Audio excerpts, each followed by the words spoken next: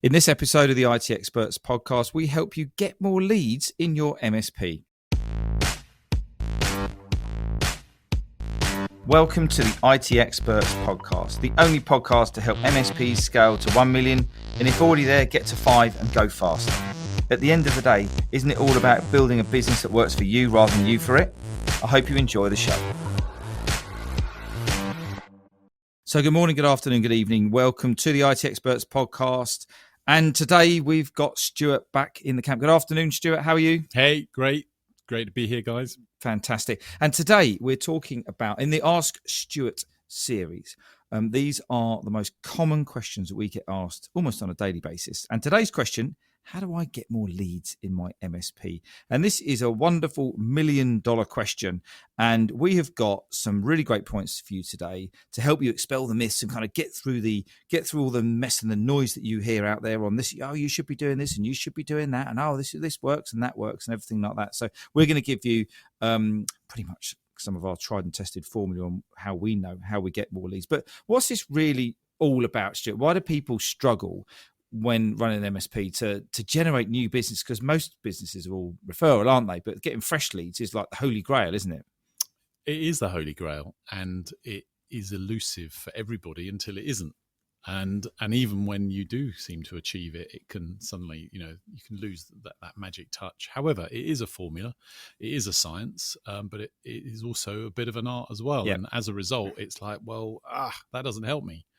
The problem, well, we do get asked this all the time, and every business needs more leads. It needs more business because you can't grow otherwise. And exactly. And clients in a service environment, clients come and go, things happen, and to stand still, you need to grow.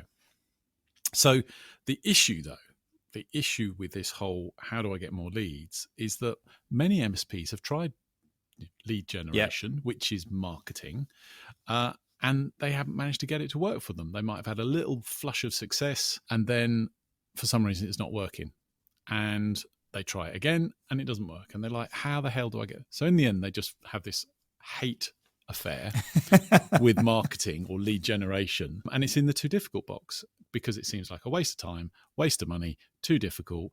I'll go back to doing what I'm doing, and I hope I get more leads from referral, from doing a good job with my clients. But that isn't scalable or sustainable. No. And so if you're ambitious to grow, and many, many are, but what kills me though, Ian, is that many, I think, give up. They give up believing that they can grow because it's just too difficult. Yeah. And so they do the best job they can do, and they kind of settle for sort of mediocrity in their business results. And it doesn't have to be that way. Yeah.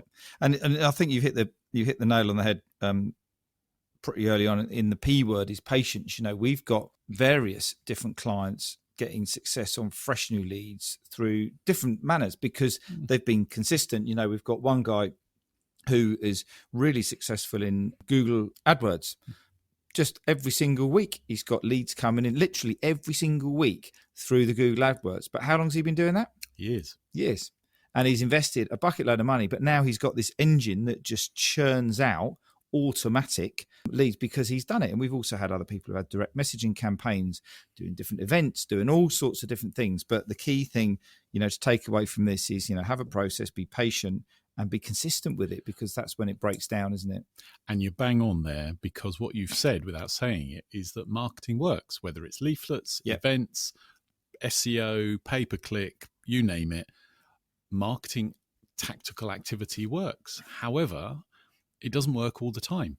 And so you need a blend of activities, or like the AdWords piece, the AdWords is probably as scientific as it gets. And if you understand the how and how people buy, and the sales process and the marketing process and the messaging process, when you have AdWords, which can burn through a budget, in hours, when you've got the scientific bit of the whole funnel built, then it's worth it.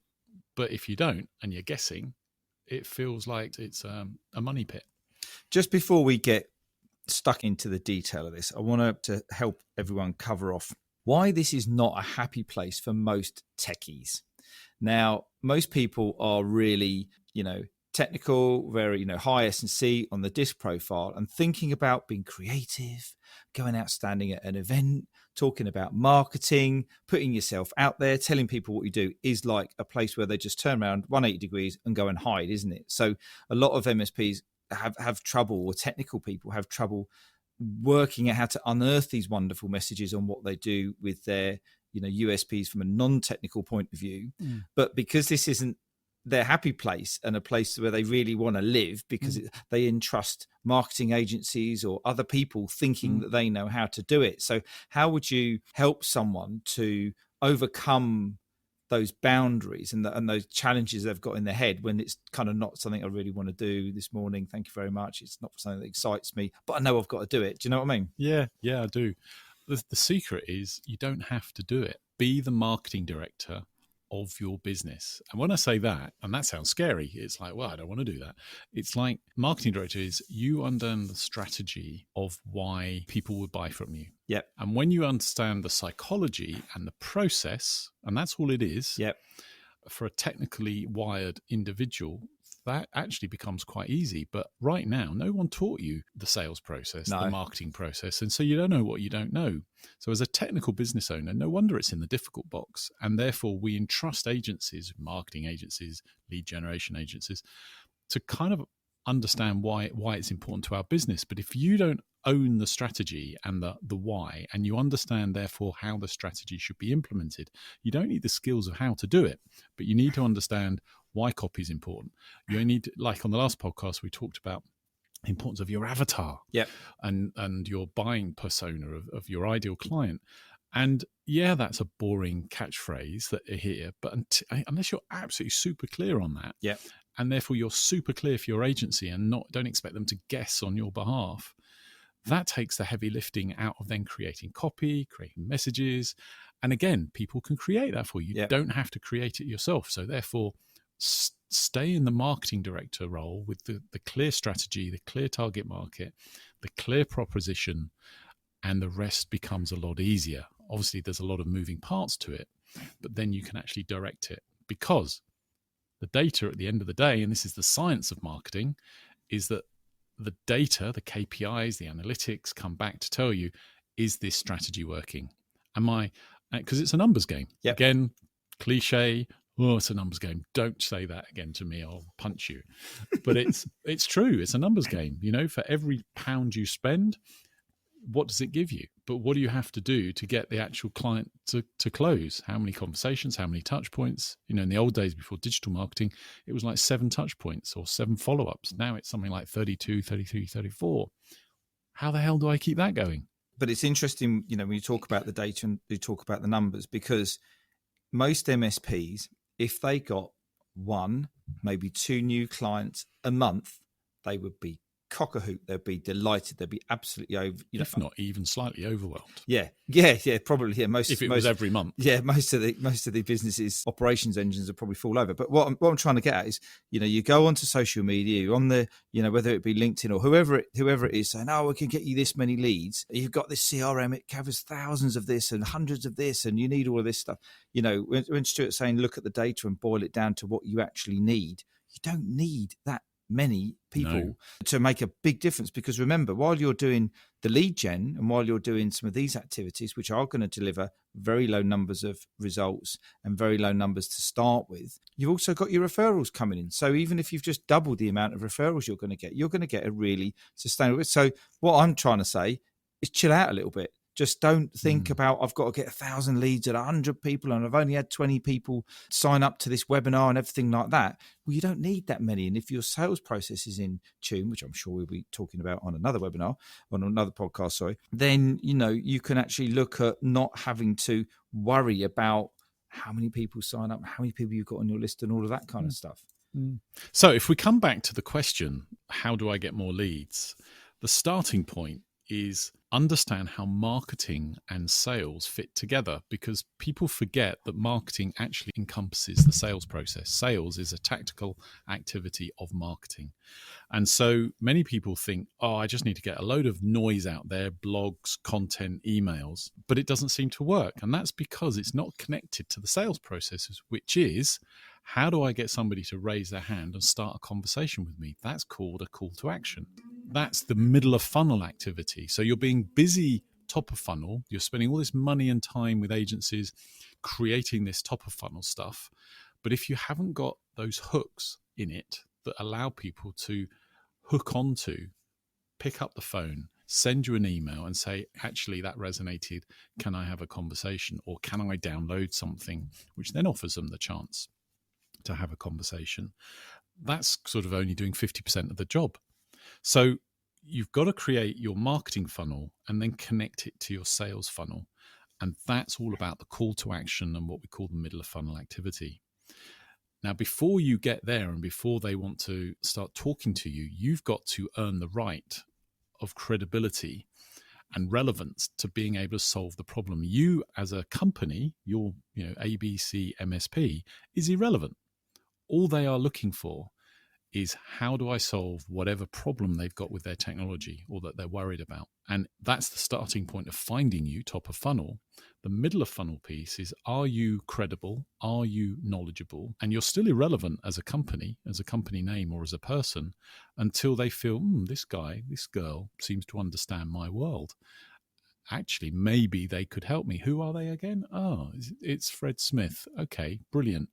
And where are they? Oh, they're local. Or that it doesn't. In fact, they might even find that local is irrelevant. And that's when they're prepared to consider you. And that's the consideration phase, that you might actually help them.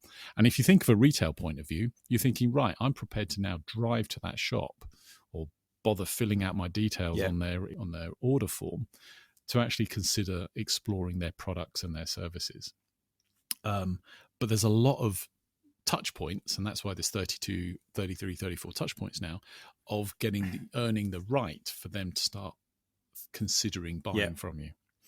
And so you've got understand where marketing and sales connect. You've got, build out your sales funnel and what the hooks are, the call to actions. You're educating people so that they are, they start circling those hooks. Can you just explain what is a call to action for people who are listening to this and they kind of like might be quite new to this? One of the things that we talk about in our training and some of our webinars is how we connect the content together. But as you're going down that sales funnel and as you're building that credibility as they're going through, what's a call to action and why is the language in that so important?